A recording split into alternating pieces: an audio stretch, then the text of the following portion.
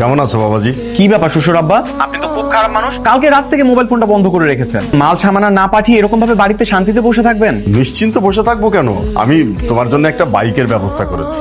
Start বলছিল bike নাকি তোমার খুব পছন্দের। হ্যাঁ হ্যাঁ, অনেক পছন্দের। কখন নিয়ে আসবেন? আগামীকালকে নিয়ে আসি জামাই বাবাজি। ঠিক আছে আব্বা, তাড়াতাড়ি আসবেন কিন্তু। হ্যাঁ, ফাইনালি আমি আমার বাইক পাইতে যাচ্ছি। আম্মা, আব্বা। কি হয়েছে? চিল্লে একেবারে বাড়ি মাত করছি। ইশরাতের বাবা আগামীকাল আমার জন্য বাইক নিয়ে আসবে।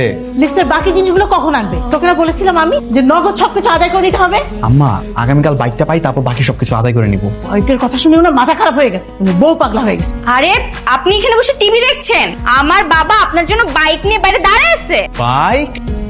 আমার বাইক? এটা কোনো বাইক হইলো? এটা কি কোন অ্যাঙ্গেল থেকে বাইক মনে হয়? আপনারা কি আমাদের বলেছেন কেমন বাইক লাগবে, কোন মডেলের বাইক লাগবে? কোনো মডেল বলে নেই বলে কি এরকম একটা বাইক কেউ কাউকে দেয়? আর নতুন বিয়ে করা যাবে কি এরকম একটা বাইক কখনো উপহার দেওয়া যায়? সকাল থেকে কত আশা নিয়ে বসেছিলাম, সবাইকে মিষ্টি খাওয়ালাম এইটার জন্য।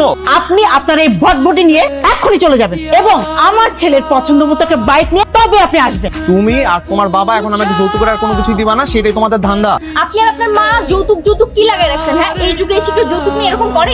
আমি দেখতেছি এটা ভালো না, আমার কোথাও বিয়ে হচ্ছে। আমি ভাবছি আপনার সাথে আমি বিয়ে করে আপনাকে ভালোবেসে আপনার মন জয় করে আপনার সাথে সুন্দর করে সংসারটা করব, কিন্তু না, আপনি তো একই গোয়ালের গরু। আপনার ওই যৌতুক লাগবে, যৌতুক যৌতুক করে সেই শুরু থেকে এই পর্যন্ত করে আসতেছেন। আমি আর কতদিন এইভাবে মিথ্যা বলবো আপনাদের? আমি বাবাকে বলছিলাম তুমি রাজি হয়ে যাও, বিয়ের পর আমি ওদের সব মানাইনি। তার মানে এতদিন এই সবকিছু তোমাদের দুজনের নাটক ছিল?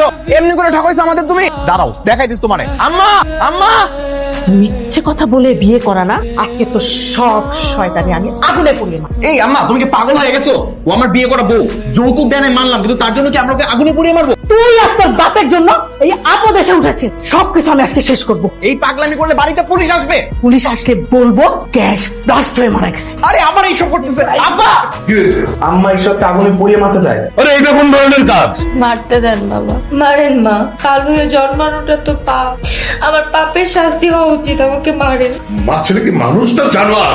আমাদের বাড়ির নতুন বউ, তাকে তুমি আগুন দিয়ে পুড়িয়ে মারতে যাচ্ছ?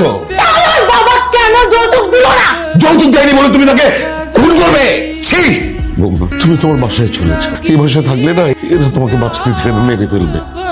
তোকে আমি আগেই বলেছিলাম মিথ্যে আশ্বাস দিয়ে বিয়ে করার দরকার নেই। মানুষ এত খারাপ হয় কি করে বাবা? আমি কালো, এটা কি আমার দোষ?